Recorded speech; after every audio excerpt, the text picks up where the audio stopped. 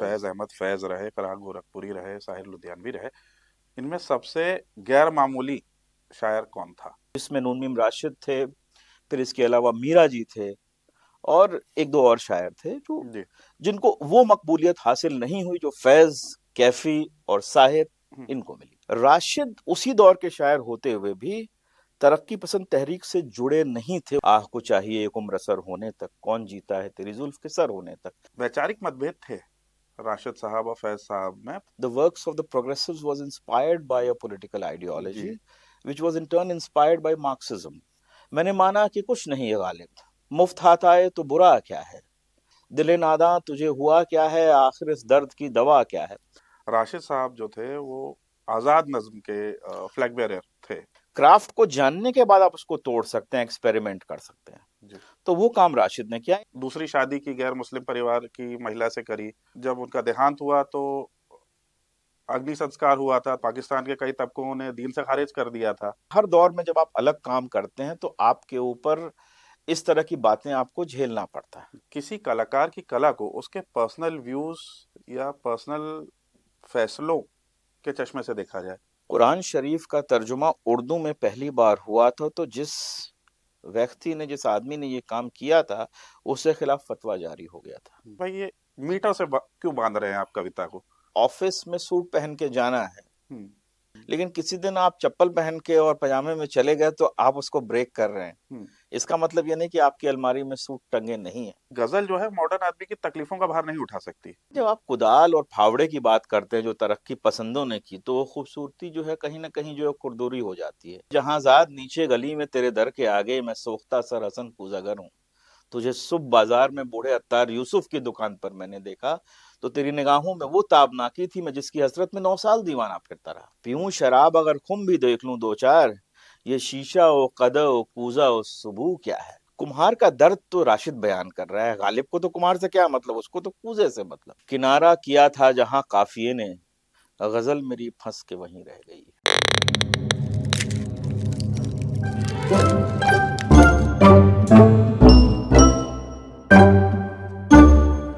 Studio में हमारे आज के जो मेहमान हैं इनका एक वाक्य में परिचय करा पाना थोड़ा मुश्किल है, पर आपकी जानकारी के लिए बता दूं कि आप एक लेखक हैं, संपादक हैं। नून मीम राशिद साहब की नज़मों को आपने फिलहाल में एक किताब के जरिए पेश किया है हिंदी में, जिंदगी से डरते हो। साथ ही साथ आप एक शायर हैं, कला के कदरदान हैं, और आगाज पोइट्री मूवमेंट और नैनीताल लिटरेचर फेस्टिवल जैसे प्लेटफॉर्म्स के सूत्रधार भी हैं। तो स्टूडियो में बहुत बहुत स्वागत है अमिताभ जी। बड़े दिनों बाद लखनऊ आ रहे हैं, कैसा लग रहा है? बहुत अच्छा लग रहा है चैन, और मुझे इस बात की भी खुशी हो रही है कि जो आपसे एक अधूरा वादा था वो आज पूरा हो रहा है। हाँ जी। तो लॉन्ग ड्यू सर। इब्तिदा इस बात से करते हैं कि माजरत करते हैं हम कि जी। हम देर से आए, और मेरे जैसे अदने आदमी को आपने इस स्टूडियो में बुलाया और बात कर रहे हैं, इसके लिए मैं आपका शुक्रगुजार हूँ। सर ये आपकी ह्यूमिलिटी है, आप अदना आदमी अपने आप को कह रहे हैं, क्योंकि जो आपका बॉडी ऑफ वर्क है उसको अगर देखा जाए, और उस पर मैं फिलहाल बाद में आऊँगा। आपने जो नून मीम राशिद साहब की जो ये पेशकश की है, इनकी नज़मों को आपने हिंदी में पेश किया है, ये अपने आप में कोई अदने आदमी का काम नहीं है। तो सबसे पहले तो आपको बहुत बहुत मुबारकबाद, बहुत ही बेहतरीन आपकी ये पेशकश रही। इसी हवाले से आपसे बातचीत शुरू करूँगा अमिताभ जी। अगर मैं नून मीम राशिद साहब का बॉडी ऑफ वर्क देखता हूँ, और अगर मैं उनके कंटेम्प्रेरीज को देखता हूँ, उनके कंटेम्प्रेरीज रहे बड़े हेवी वेट्स थे। फैज अहमद फैज रहे, फराग गोरखपुरी रहे, साहिर लुधियानवी रहे। आपकी नज़र में इनमें सबसे गैर मामूली शायर कौन था? आपका क्या टेक है इसमें? इसका कोई सीधा जवाब नहीं है। उस दौर में जहनी लोग थे और बड़ी शख्सियात थे, और आप ये देखेंगे कि वो लोग सिर्फ उस वक्त शायरी नहीं कर रहे थे, साथ में और भी बहुत सारे काम कर रहे थे। जो फैज ने कहा है, कुछ इश्क किया कुछ काम किया, तो वो लोग इश्क भी कर रहे थे शायरी से और काम भी कर रहे थे। आपने फिराक साहब का जिक्र किया, तो फिराक साहब अंग्रेजी के प्रोफेसर थे इलाहाबाद यूनिवर्सिटी में। साहिर शायर था, लेकिन शायर साथ में साहिर ने फिल्मों में गाने लिखे, फैज अपने आप में बहुत अ, फैज की मुलाजमत रॉयल इंडियन फौज में भी जी। थी, और वो कर्नल की के ओहदे तक पहुंचे।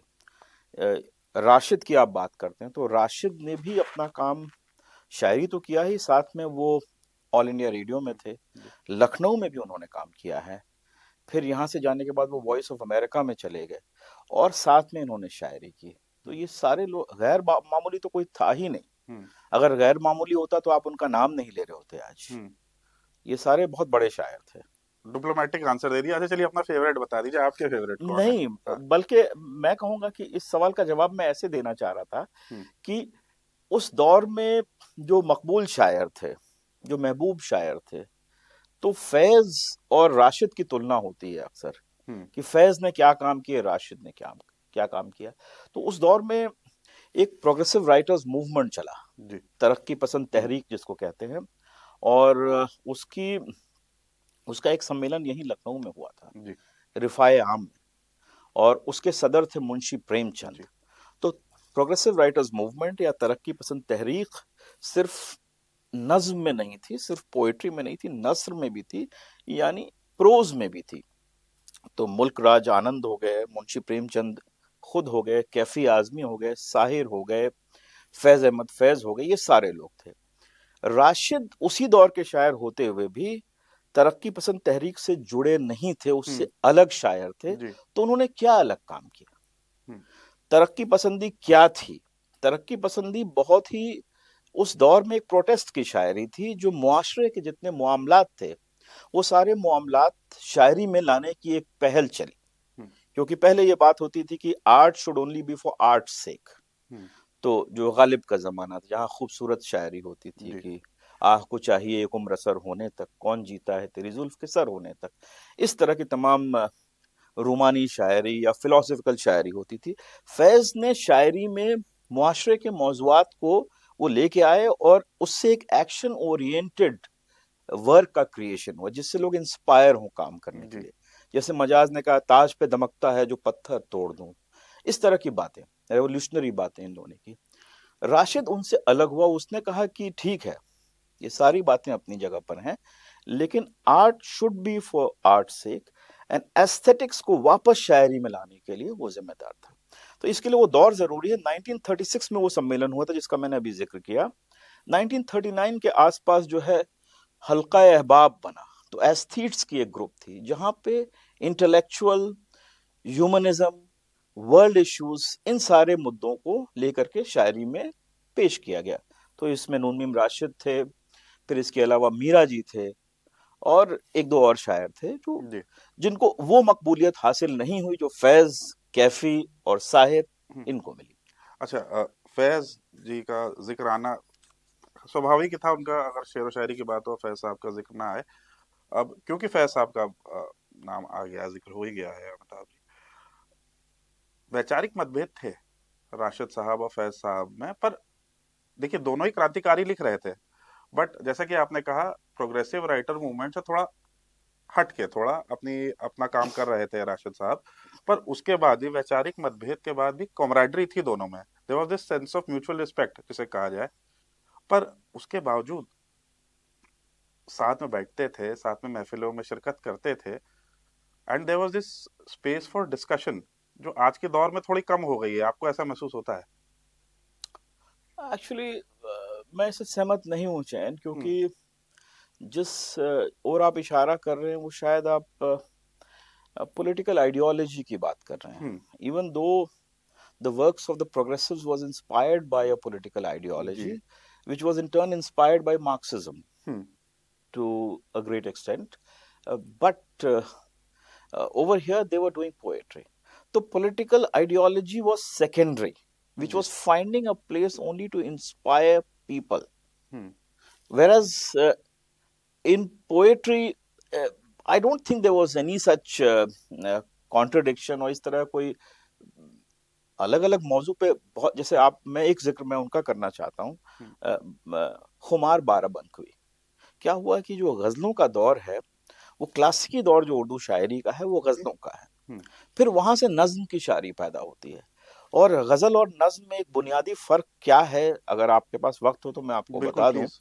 तो गजल में क्या होता है कि शेर होते हैं, ठीक है, और एक शेर अपने आप में एक मुकम्मल कहानी होती है, ठीक है। जैसे कि गालिब का एक शेर है कि मैंने माना कि कुछ नहीं है गालिब, मुफ्त हाथ आए तो बुरा क्या है। तो ये मख्ता है, हम्म। गजल का आखिरी शेर है। लेकिन आप देखें, मैंने माना कि कुछ नहीं है गालिब, मुफ्त हाथ आए तो बुरा क्या है, और इसका मतला है जो पहला शेर है, दिले नादा तुझे हुआ क्या है, आखिर इस दर्द की दवा क्या है। तो दवा, हुआ और मुद्दा, ये सारे राइमिंग वर्ड्स हैं, और क्या है रिपीटिंग वर्ड्स हैं। जी। ये गजलों में शेरों को बाइंड करते हैं। हम्म। और नज्म अपने आप में एक पूरी कहानी होती है, जहां पे इस बात की बंदिश नहीं है कि कोई राइमिंग वर्ड हो, हम्म। कोई काफिया हो। जी। तो बाराबंकवी जो है, उन्होंने क्लासिकी ट्रेडिशन को बहुत देर तक निभाया। लेकिन एक मंच पे आपको खुमार भी मिल जाएंगे, फैज भी मिल जाएंगे, कैफी भी मिल जाएंगे। हम्म। तो इसका कोई सवाल, आज भी आप देखें जब मुशायरे होते हैं, तो जी। तमाम लखनऊ में, अब लखनऊ तो अदब का मरकज है, हम्म। उर्दू शायरी का मरकज है, और यहाँ पर तमाम मुशायरे होते हैं।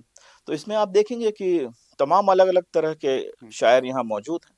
और आज भी नज्म की शायरी हो रही है, क्लासिकी गजल की शायरी हो रही है। हम्म।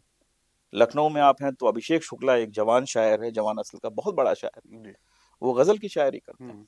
अच्छा, तो ये कहना सही होगा कि राशिद साहब जो थे वो आजाद नज्म के फ्लैग बेरर थे, जो एक ट्रेडिशनल राइटिंग थी उससे हट के थोड़ा रिबेलियस था उनका टेक पोइट्री को लेके, ये कहना सही होगा? देखिए, मैं इसलिए पूछ रहा हूँ क्योंकि देखिए, रिबेलियस तो फैज साहब भी थे। हम्म।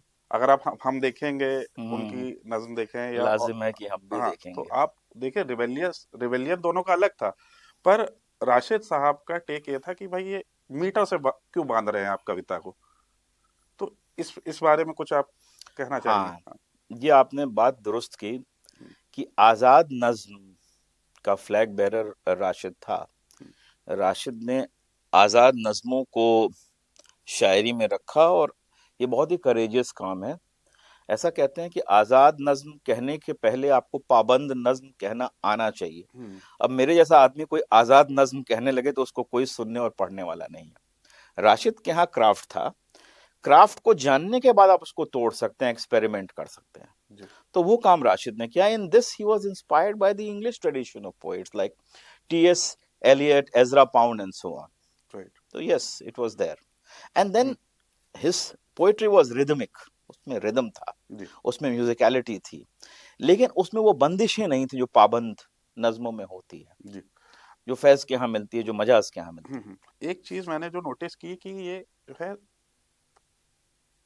सीरत से ही रिबेलियस थे भाई। दूसरी शादी की गैर मुस्लिम परिवार की महिला से करी, फिर जब उनका देहांत हुआ तो अग्नि संस्कार हुआ था, तो पाकिस्तान के कई तबकों ने दीन से खारिज कर दिया था। हम्म। तो क्या ये मानना सही होगा कि क्योंकि उनके ये जो रिबेलियस स्ट्रीक थी, इसके चलते उनको उतना सेलिब्रेट नहीं किया गया जितना करना चाहिए? It's possible. जब आपकी पैदाइश किसी एक मजहब में होती है तो उसके तमाम जो रिचुअलिस्टिक बाउंडेशंस हैं, जी। उसको आपको मानना चाहिए। हम्म। और जो एब्राहमिक रिलीजन्स हैं, उनके अपने सिस्टम्स हैं, हम्म। जो किताबें उसको गाइड करती हैं, होली बुक्स गाइड करती हैं। तो जी। उससे जब आप बाहर जाते हैं तो हम्म। जाहिर है, जो लोग उस बात को मानते हैं वो आपको एक तरीके से पसंद नहीं करेंगे। हम्म। आफ्टर हैविंग सेड दैट, देखिए ऐसा है, हर दौर में जब आप अलग काम करते हैं तो आपके ऊपर इस तरह की बातें आपको झेलना पड़ता जी। है ना। सोक्रेटिस को झेलना पड़ा, है ना। तमाम तमाम ऐसे जो आविष्कारक थे उनको झेलना पड़ा। साथ में आपको ये बात जान के ताज्जुब होगा कि आपने चूंकि मजहब की बात की और थियोलॉजी की बात की, कि जब कुरान शरीफ का तर्जुमा उर्दू में पहली बार हुआ था, तो जिस व्यक्ति ने, जिस आदमी ने ये काम किया था, उसके खिलाफ फतवा जारी हो गया था। हम्म। ये कहकर जारी हुआ कि किस नापाक जुबान में कुरान शरीफ का तर्जुमा हो गया है। तो हमेशा जब आप अलग चलते हैं तो आप, अब जब उर्दू में हो गए, आज उर्दू में हम्म। पढ़ी जाती हैं किताबें, बिल्कुल। तो ऐसा होता है। आपको क्या ये अनफेयर नहीं लगता है कि किसी कलाकार की कला को उसके पर्सनल व्यूज या पर्सनल फैसलों के चश्मे से देखा जाए? मेरे ख्याल में तो ऐसा होना नहीं चाहिए, आइडियली हाँ। ऐसा नहीं होना चाहिए। हाँ। कि आइडियली जो है आपको एक बीएमआई होता है कि ये आपका एक आपकी ये हाइट है तो ये आपका वेट होना चाहिए और ये आपकी गर्थ होनी चाहिए, तमाम ये है। लेकिन आमतौर पे ऐसा लोग हर आदमी कर नहीं पाता है क्योंकि हम आइडियल कंडीशंस में जीते नहीं हैं। When we were hunter gatherers, then we had that thing and we were living like that. Similarly in society there are ideologies. Vacuum में कोई चीज ऑपरेट नहीं होती, आपकी अपनी वैल्यूज होती हैं। तो ये तो उसकी मुफलिसी है जो आपको जज कर रहा है। जी। जिसने काम किया है उसका उसमें कोई, मैं मानता हूं कि उसने अपना काम कर दिया है और पर्सनल लाइफ और प्राइवेट लाइफ अलग है। तो कोई पब्लिक फिगर है, उसकी प्राइवेट लाइफ स्क्रूटनी में जरूर आती है, लेंस के नीचे जरूर आती है, लेकिन उसके काम को उसकी पर्सनल लाइफ से जज तो नहीं करना चाहिए। I think it's a given thing, क्योंकि कलाकार का काम आईना दिखाना है। ये संभव बहुत कम है कि उसकी कला को उसके पर्सनल आइडियोलॉजी या विचारधारा से अलग रख के देखा जाए। वही मैंने कहा कि वी आर, जैसे जो आदमी देख रहा है, देखिए देखने का क्या मतलब है, हर आदमी तो किसी के काम को देखता नहीं है। उसके काम को कैसे देखा गया है, किसी लेख में आप देखेंगे, किसी इंटरव्यू में देखेंगे, किसी जगह किसी नक्काद ने, किसी क्रिटिक ने बात कही देखेंगे। वैसे ही तो हमको मालूम चलता है आम लोगों को। तो वो बात, जो व्यक्ति ये बात कह रहा है, लिख रहा है, पढ़ रहा है, उसके भी अपनी वैल्यूज हैं। उन वैल्यूज के माध्यम से उनको देखता है वो, है कि नहीं? और जब उसके विचार, उसमें कुछ लोग अच्छी बातें भी कहते हैं, कुछ लोग इतनी अच्छी बातें नहीं कहते हैं। तो मेरा ये मैं फिर से दोहरा रहा हूं कि आई फील कि उसके पर्सनल लाइफ को उसके पब्लिक वर्क से नहीं जज करना चाहिए। यदि राशिद ने अपने काम को शाया कर दिया तो हम उसके काम से ही उसको देखेंगे, लेकिन एक अलग डिस्कशन में उसकी पर्सनल लाइफ पे आप डिस्कशन कर सकते हैं, because he has put his personal life in public by becoming a public figure. अभी हम लोग मीटर की बात कर रहे थे। 1938 में मेरे ख्याल से मावरा आई थी, उनकी जो पहली पब्लिकेशन थी। और अगेन जैसे कि हमें बात की, बहर और अदीफ से के मीटर सारे बंधन तोड़ दिए थे। जब आपको मालूम है कि ऑफिस में सूट पहन के जाना है ना, तो उसको पाबंद नज्म आप मान लें। लेकिन किसी दिन आप चप्पल पहन के और पजामे में चले गए तो आप उसको ब्रेक कर रहे हैं। इसका मतलब ये नहीं कि आपकी अलमारी में सूट टंगे नहीं है। कि मीटर जो है अपने आप में बड़ी टेक्निकल चीज है। हालांकि ये काम उस्तादों का है, मेरा नहीं है, आई एम अ नोविस। लेकिन मीटर के अंदर भी राशिद ने मीटर को बिल्कुल ऐसा नहीं है कि इग्नोर कर दिया, उसने खारिज नहीं किया। उसने मीटर के साथ छेड़छाड़ की, उसने हरकतें पैदा की मीटर के साथ। कहीं जो है आधी उसने बहर का इस्तेमाल किया, कहीं जो है वो किया। तो इस वजह से कई बार ऐसे होते हैं कि उसके मिसरे बराबर बराबर नहीं चलते हैं। और अब ये पब्लिक डोमेन में जा रहा है, मेरी हैसियत नहीं है, लेकिन मैंने एक शायर की नज्म पढ़ी, मशहूर जमाना नज्म है, परछाइयां, और तवील नज्म है। उसमें मैंने देखा कि मिसरे बराबर नहीं है। तो कहीं ना कहीं जो है उसने बहर को तो फॉलो किया है, लेकिन उसको बदलते हुए भी चला है उस नज्म में। उनका कह रहा था कि भाई गजल जो है मॉडर्न आदमी की तकलीफों का भार नहीं उठा सकती। That was the basic sentiment. तो क्या उनकी शिकायत क्या थी? आर्ट्स फॉर आर्ट जो है ना, कि आर्ट फॉर आर्ट से एक जो बात होती है, तो गजल के जो मौजू हैं या मौजुआत हैं वो क्या हैं?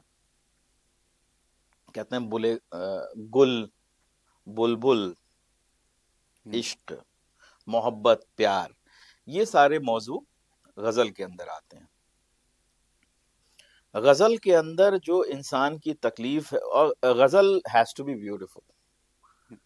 और जब आप किसी का दर्द ऐसे बयान करें कि वो इश्क से उसका ताल्लुक हो, चाहे वो हकीकी हो, चाहे मजाजी हो, तो खूबसूरत है। लेकिन जब आप कुदाल और फावड़े की बात करते हैं जो तरक्की पसंदों ने की, तो खूबसूरती जो है कहीं ना कहीं जो है कुरदुरी हो जाती है। जब आप एक कुम्हार के इश्क की बात करते हैं जो राशिद ने हसन कूजागर में किया, तो उसमें वो खूबसूरती पैदा नहीं होती। जब वो कहता है जहांजाद नीचे गली में तेरे दर के आगे, मैं सोख्ता सर हसन कूजागर हूँ, तुझे सुबह बाजार में बूढ़े अत्तार यूसुफ की दुकान पर मैंने देखा, तो तेरी निगाहों में वो ताबनाकी थी, मैं जिसकी हसरत में 9 साल दीवाना फिरता रहा।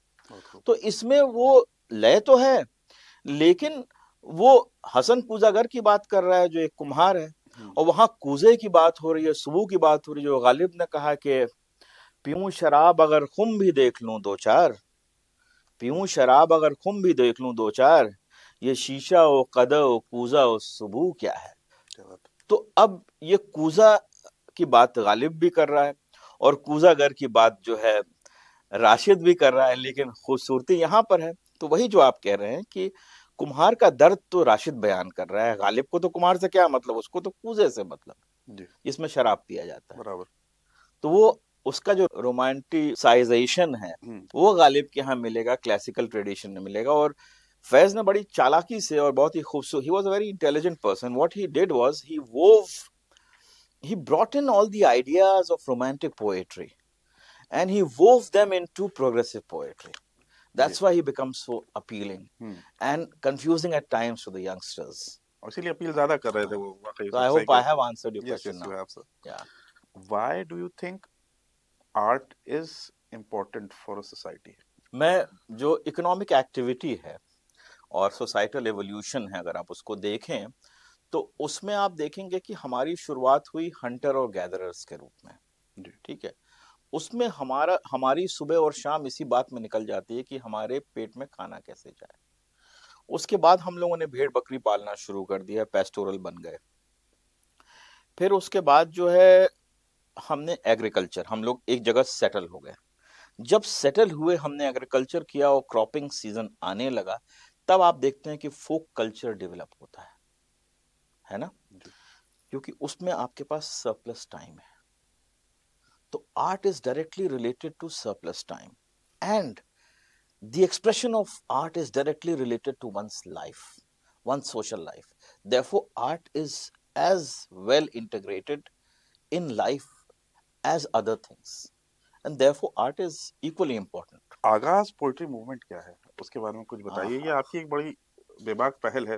बेबाक तो नहीं है, it's a humble effort to take poetry to people, especially Urdu poetry. Hmm देखिए, ऐसा है कि एक तरफ तो वो लोग हैं जो स्कॉलर्स हैं उर्दू पोएट्री के, और उनकी पकड़ बहुत मजबूत है पोइट्री के ऊपर। एक तरफ जो लोग हैं जो उससे फ्लर्ट करते हैं, उससे रोमांस करते हैं। तो मैं अपने आप को उसी कैटेगरी में मानता हूँ जो मैं उर्दू पोइट्री से फ्लर्ट और रोमांस करता हूँ, और मेरे जैसे बहुत सारे लोग हैं। फिर एक तरफ वो लोग हैं जो किसी भी तरह की तुकबंदी को शायरी का नाम दे देते हैं, है ना, और ऐसी बहुत सारी शायरी चल रही है। तो जो ये दूसरे कैटेगरी के लोग हैं, उनके अंदर ये जिज्ञासा है कि भाई, अगर गालिब ने कोई बात कही है तो उसका मतलब क्या है। हम्म तो मैंने शायद ऐसे आदमी का नाम ले लिया जिसको समझना बहुत मुश्किल है, और एक शेर आप आज पढ़ते हैं तो 6 महीने बाद कहेंगे कि इसका मतलब जो मैंने समझा वो कुछ और है ना। तो उसको समझ, उसके अंदर जो क्यूरियोसिटी वो पैदा करता है अपनी लैंग्वेज से, जो शायर पैदा करता है, वो जिज्ञासा बहुत से ऐसे लोगों में होते हैं जो अंग्रेजी पढ़ते हैं, हिंदी पढ़ते हैं। उन हम्म लोगों के लिए मैंने ये कोशिश की है कि उर्दू शायरी को उन तक आसान फहम जुबान में कैसे पहुंचाया जाए, कैसे उसको अप्रिशिएट किया जाए, सिंपल इंग्लिश या हिंदुस्तानी में। हम्म तो आगाज पोइट्री मूवमेंट वैसी एक पहल है। तो इसमें मेरे साथ बहुत से लोग जुड़े हुए हैं, और बहुत से लोग हिंदुस्तान में हैं, बहुत से लोग दुनिया के अलग अलग कोनों में हैं, जी जो जिनके साथ मैं कई बार ट्रैवल करता हूँ, और उनके पास जा कर के ये हम इस तरह की गैदरिंग्स करते हैं, या फिर कई बार ऑनलाइन हम लोग जी बैठ करके जो है एक कोई गजल या एक कोई नज्म लेकर के चुन के हम्म उस पर डिस्कशन करते हैं। अच्छा, आप लिखते भी हैं?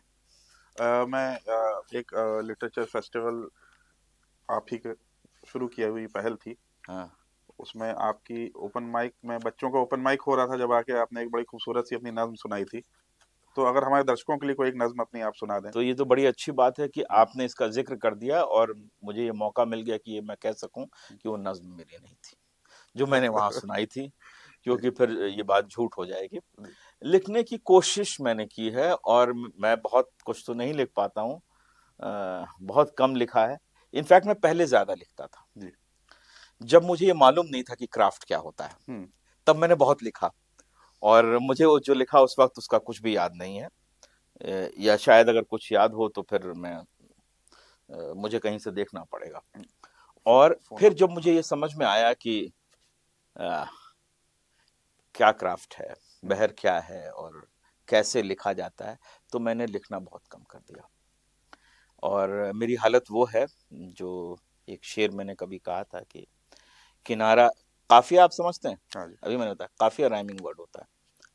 तो किनारा किया था जहां काफिये ने, गजल मेरी फंस के वहीं रह गई। क्या बात है, तो यही मेरी हालत बहुत है खूबसूरत। लिखने की। I think you should write more often. ये आगे बढ़ते हैं। अगर आप इजाजत दें तो मैं एक बात कहूं जो मुझसे मुजफ्फर साहब ने कही है। बिल्कुल बिल्कुल। तो जब हम पहला कोशल लिटरेचर फेस्टिवल कर रहे थे तो मुजफ्फर साहब के घर कोटवारा हाउस गए हम्म, और हमने उनका प्रोफाइल बनाया हुआ था। जी। तो उस प्रोफाइल में फिल्म मेकर तो वो हैं ही, डिजाइनर भी हैं, जी। और और भी बहुत सारी चीजें हैं। उसमें हमने उनके नाम के आगे पोएट लिखा था। हम्म, अक्सर मुजफ्फर अली के प्रोफाइल के आगे पोएट लिखा हुआ आप पाएंगे। जी।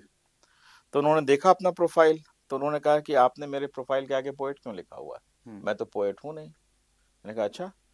बोले शायरी करना गुनाहे अजीम है, इतने खूबसूरत शायर यहाँ मौजूद हैं, उनको पढ़ते पढ़ते मेरी उम्र निकल जाएगी। तो हम्म, मेरा भी हाल उनके जैसा है। बड़ी बात कह दी आपने। जी। अच्छा, आगे बढ़ते हैं। तो आप इस तरह की और कोशिशों का भी हिस्सा रहे हैं। नैनीताल लिटरेचर फेस्टिवल आपने इसी साल शुरू किया, मैं वहाँ पे था सौभाग्य से। वो बहुत ही खूबसूरत और बहुत ही शानदार आयोजन था। तो सबसे पहले उसके लिए बहुत बहुत मुबारकबाद। थैंक यू वेरी तो मच। ये बताएं कि अनुभव कैसा था ये एक लिटरेचर फेस्टिवल शुरू करने का? ये तो अभी चल रहा है, अनुभव कर रहे हैं। Hmm, I am in a constant process of hmm, experiencing it, learning from it, hmm. Unlearning and relearning. कुछ चैलेंजेस रहे होंगे, खासतौर पर जब किसी बड़े नाम आए थे। तो अब इतने बड़े बड़े दिग्गजों को जब आप अप्रोच करते हैं और आप कहते हैं कि भाई मैं एक साहित्यिक मंच तैयार कर रहा हूँ, मैं चाहता हूँ आप वहाँ आएं, शिरकत करें। तो एक चैलेंज रहता होगा कि भाई एक नई जगह पे एक बड़े नाम को लाना। और इसके अलावा भी और कुछ चुनौतियां रहती होंगी, उनके बारे में कुछ बताएं। देखिए, जहां तक इस बात का सवाल है कि जो जिनको हम बड़ा नाम कहते हैं, जो ए लिस्ट हेडलाइन ऑथर्स हैं, हम्म, तो कुछ तो ऐसे हैं जो इस बात पे जाते हैं कि हमारी बुक सेल्स कितनी होगी। हम्म, तो बुक सेल्स की गारंटी तो हिंदुस्तान में गिने चुने फेस्टिवल्स कर सकते हैं। हम्म, इसके अलावा बहुत से लोग इस दुनिया में, अदब की दुनिया में ऐसे हैं जिनको अच्छा लगता है ऐसी जगहों पे जाना, हम्म, और जहाँ पर उनको एक कंफर्ट महसूस हो कि यार कॉन्वर्सेशंस अच्छे होंगे, क्यूरेशन ठीक होगा, और सेशंस में मज़ा आएगा, हॉस्पिटैलिटी अच्छी होगी, और शाम को हम लोगों से मिल सकेंगे, बातचीत कर सकेंगे, तो वो कंफर्टेबल हो जाते हैं और वो आते हैं। और इत्तेफाक से I consider my self very very lucky कि ज़्यादातर लोग जो आते हैं उनसे मेरे पर्सनल एक तरह के दोस्ती है, एक दोस्ती है, किसी तरह के बड़े करीबी संबंध हो चुके हैं। जी। तो वो लोग आते रहते हैं। और एक बात होती है ना, जब आप ये काम करते हैं तो कोई एक व्यक्ति, जब ये लोग अलग अलग फेस्टिवल्स में जाते हैं, तो जब आपने कुछ क्रिएट किया, कुछ पैदा किया जहां लोग आए, तो वो जब किसी दूसरे फेस्टिवल में जाते हैं तो कहते हैं यार मैं वहां गया था, मुझे बहुत मजा आया था। हम्म, जैसे अभी मैं कहीं था तो वहां किसी ने मुझे फोन किया, बोला कि मैं ऐसी जगह पर हूँ जहाँ पे मुझे मजा नहीं आ रहा है। और फिर हमारे पास आए तो उन्होंने कहा कि बहुत मजा आ रहा है, हमारे सामने कहा, पीछे जी। जाके क्या कहते हैं। जी। तो पीछे अब आगे जाके कहेंगे पिछली जगह पे बहुत मजा आया, तो वहां दो लोग जो बात सुनेंगे उनके अंदर भी ये जिज्ञासा पैदा होगी कि वो कौन सी जगह है। तो अगली हम्म, दफा जब मैं उनसे बात करूंगा तो वो आना चाहे। तो बिल्कुल। It's mostly by word of mouth. आज के दौर में ये ट्रेंड सा हो गया है कि भाई डिस्कशन की जगह डिबेट्स ने ले ली है। खींचातानी बहुत ज्यादा है, एज कंपेयर टू कि दो लोग बैठ के बात करें। They may agree to disagree and बाद में साथ में चाय पिएं। एनएलएफ में मैंने महसूस किया कि देयर वाज दिस स्पेस जहाँ पे लोग बात कर रहे थे, they were discussing, they were at times not agreeing, but in the end it was a very cordial civil, environment. हाँ, एंड वेरी सिविल डिबेट। तो मैं आपसे ये जानना चाह रहा हूँ कि ये जो हम लोग का एक इकोसिस्टम बन रहा है लिटरेचर फेस्टिवल्स का, इसमें वो जगह बनी रह पाएगी कि आर्ट नए दृष्टिकोण दे सके और उस पर एक सिविल डिबेट या सिविल डिस्कशन हो सके? आपका ये तात्पर्य है कि संवाद चलता रहे, है ना, जी। गुफ्तगू बंद न हो, बात से जी। बात चले, जी। सुबह तक शाम मुलाकात चले। तो खैर, मैं, जो आपका ये सवाल है, इसके जब आपने जो आखिरी सवाल पूछा है उसके अंदर भी बहुत सारे सवाल थे। जी। तो मैं थोड़ा उन सब बातों को साफ करते हुए चलूं। पहली बात तो ये है कि I would be a very selfish man, and also मैं अपने आप को कुछ किसी और गलतफहमी में हूँगा कि मैं ये कहूँ कि ऐसा सिर्फ एनएलएफ में होता है जब सिर्फ डिस्कशंस होते हैं। आमतौर पे होना ऐसा ही चाहिए। हम्म। जब आप एक लिटरेचर फेस्टिवल क्रिएट कर रहे हैं तो उसके मंच पर संवाद ही होना चाहिए। हम्म। और आमतौर पर क्या होता है कि जो मंच हम क्रिएट करते हैं उसको लोग इस बात से कंफ्यूज कर लेते हैं कि उनके जहन में वो टेलीविजन डिबेट्स का एक पिक्चर आता है, सामने आता है कि यार टेलीविजन डिबेट पे तो बड़ी ऐसी बहसें नहीं सर, होती है और माफ तमाम। कीजिएगा, हाँ माफ हाँ। कीजिएगा, बीच में काट रहा हूँ उसके लिए क्षमा चाहता हूँ ताजी, पर मुझे लगता है कहीं ना कहीं, अब मैं नाम नहीं लूंगा अगेन, बट मुझे लगा कहीं ना कहीं ये कोशिश रही है कि खींचातानी हो, इस तरह से डिबेट्स डिजाइन हाँ हुए हाँ हैं। हाँ हाँ, जी। वही। हम्म। तो जो टेलीविजन डिबेट्स हैं हम्म। वहां पर उनकी एक टीआरपी का सिस्टम है। हम्म। तो वो टीआरपी तब पैदा होगी, लोगों के अंदर क्यूरियोसिटी पैदा होगी। ये बात शुरू हुई थी बहुत पहले, जो इलेक्शन डिस्कशंस होते थे, जब जी। इलेक्शन रिजल्ट्स आते थे जी। उस पर, वो विनोद मेहता वगैरह के जमाने हम्म। में, जब वो एंकर्स एक्चुअली उनके अंदर ये स्ट्रेंथ थी कैरेक्टर की कि वो कह देते थे, हम्म। वो लोगों को ये बातें कह देते थे कि भाई ऐसे है, तो फिर उससे वो जेन्युइनली कहते थे, हम्म। उनके वो उत्तेजित होकर के वो कोई जवाब देते थे, फिर आपस में हीटेड डिस्कशंस हो जाती थी। जी। और उसके बाद फिर तो बहुत ही जो है स्तर बहुत ज्यादा गिर गया टेलीविजन हम्म। डिबेट्स का। और अभी रिसेंटली किसी को मैं बुला रहा था तो उन्होंने कहा कि कहीं ऐसा तो नहीं कि आप इस तरह की चीजें करवाएंगे। हम्म। खैर वो अलग बात है।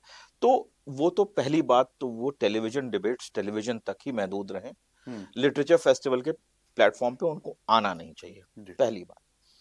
दूसरी बात ये है कि लिटरेचर फेस्टिवल में आप सेशंस का क्यूरेशन किस हिसाब से करते हैं, हम्म। या आपकी फहरिस्त क्या है? फहरिस्त मात्र से ऐसा नहीं होता है, लेकिन जो क्यूरेशन कर रहे हैं उसमें आपने किसको किसको साथ बिठाया हुआ है, जी। और डिस्कशन के पॉइंट्स क्या हैं। जब आप वो डिस्कशंस के पॉइंट तय करते हैं तो इस बात का आपको ख्याल रखना चाहिए कि संवाद ही हो, और जिन लोगों को आप बिठाते हैं उनके अंदर ये मेच्योरिटी हो कि संवाद हम्म। हो, होना यही चाहिए। हम्म। और बाय एंड लार्ज होता भी ऐसा है। हम्म। एक सेगमेंट ऐसा है जो हिंदुस्तान के बड़े फेस्टिवल्स करते हैं जहां पे डिबेट का सेशन करते हैं वो, तो वहां डिफरेंसेस की संभावनाएं होती हैं, लेकिन केवल मतभेद की संभावनाएं होती हैं। हम्म। ऐसा नहीं है कि पर्सनल लेवल पे जो है कोई ऐसी बात हो हम्म। जाती है। हम्म। और मेरे ख्याल में जिस सेशन का आप जिक्र कर रहे हैं, नैनीताल लिटरेचर फेस्टिवल का, वो न्यू ग्रेट गेम का है, जिसमें बहुत सारे फॉरेन सर्विस ऑफिसर्स जी। थे जो अलग अलग, और एक ग्लोबल एंटरप्रेन्योर थे जो वहाँ आए हुए थे। उनके बीच में जो डिस्कशन हो रही थी उसको कंडक्ट करवा रहे थे एक टेलीविजन के बहुत जी। टेलीविजन के, तो वो शायद वो तो अब उनकी ऐसी टेलीविजन में ऐसा होता होगा, लेकिन लिटरेचर फेस्टिवल के प्लेटफॉर्म में तो ये बिल्कुल। मेरा ये मानना है कि नहीं होता है। एनएलएफ इज नो एक्सेप्शन, हर जगह ही ऐसा होना चाहिए और होता भी है। तो अमिताभ जी, क्योंकि अब आज लखनऊ में बैठे हैं हम लोग, तो ये सवाल बनता है, लखनऊ में भी आपने एक पहल की थी, एक लिटरेचर फेस्टिवल का हिस्सा रहे, कौशल लिटरेचर फेस्टिवल था, उसके बारे में कुछ बताएं। कौशल तो मेरे दिल के बहुत करीब एक ऐसी चीज थी, उसका नाम पहले कौशल नहीं था। जी। हमने जब शुरुआत की उसकी, हम्म।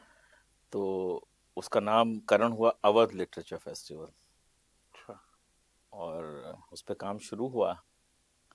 काम कैसे शुरू हुआ कि हम 3 लोग थे उसमें। उसमें से एक तो जिस जगह पर मैं बैठा हूँ, शरद बिंदल साहब, एक और व्यक्ति थे जो बैंक में जॉब करते थे उस समय, और आज कौशल मतलब बहुत अच्छा चल रहा है, वो चला रहे हैं, प्रशांत, और हम थे। और जाहिर जब 3 लोग मिलते हैं तो कहीं ना कहीं अदब से मोहब्बत होती है, तभी मिलते हैं। लेकिन उसको क्रिएट करने का दारोमदार, जो इंटेलेक्चुअल क्यूरेशन और डायरेक्शन का जो प्रोसेस था, वो मेरे ऊपर था। तो हमने अवध नाम से इसकी शुरुआत की। उसके बाद फिर किसी ने आपत्ति की कि भाई अवध नाम तो हमारा है, आप कैसे अवध नाम ले सकते हैं। तो फिर हमने कहा कि अब क्या नाम रखें, क्योंकि ये ऐसा चलन है कि फेस्टिवल्स जो है उस ज्योग्राफी में शिफ्ट हो, ज्योग्राफी को सोशियो कल्चरल स्पेस में जो है का रिप्रेजेंटेशन वहाँ होना चाहिए। तो बहुत बहुत सोचा गया, तो मैंने नाम ये सोचा कि कौशल रखा जाए। जो 16 महाजनपद थे उसमें से एक कौशल है, which is corresponding to the region of Awadh, so we came with Kaushal. जब कौशल नाम मैंने रखा तो एक आध लोगों ने उसका मजाक भी उड़ाया, और उनका नाम मैं लूंगा नहीं। एक आध लोगों ने कहा, जो बड़े फेस्टिवल्स करते हैं, जो मेरे दोस्त थे, कि ऐसा मत कीजिए, वो नाम रिंग करना चाहिए, कुछ सोचिए आप। खैर कौशल की शुरुआत हुई और एक अच्छी पहल थी, बड़ी कोशिश हुई, और हमारा ये प्रयास था कि उसका ग्रेजुअल और स्लो एवोल्यूशन हो जी एज अ लिटरेरी स्पेस, जिससे लोगों को मोहब्बत हो, जिससे लोग जुड़ें।